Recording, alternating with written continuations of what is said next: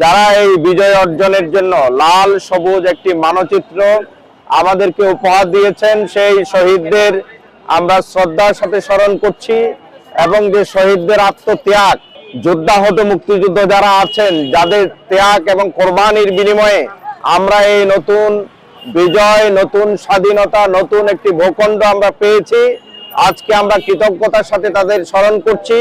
এবং তাদের যেই বিজয়ের প্রত্যাশা ছিল, নতুন একটি বৈষম্যমুক্ত বাংলাদেশ গড়ার যে প্রত্যয় ছিল, আজকে বাংলাদেশ জামাত ইসলামী এবং ইসলামী ছাত্র শিবির এবং দেশপ্রেমিক যারা 5 আগস্টে হাসিনার পতনের মধ্য দিয়ে, ফ্যাসিবাদের পতনের মধ্য দিয়ে নতুন একটি বাংলাদেশ, মানবিক বাংলাদেশ বিনির্মাণের জন্য চেষ্টা করছে, আজকে আমরা এই ছাত্র শিবিরের এই নতুন প্রজন্মের এই বিজয় দিবস উপলক্ষে যে সাইকেল র্যালি, এই র্যালির পক্ষ থেকে শুভেচ্ছা স্বাগত জানাচ্ছি।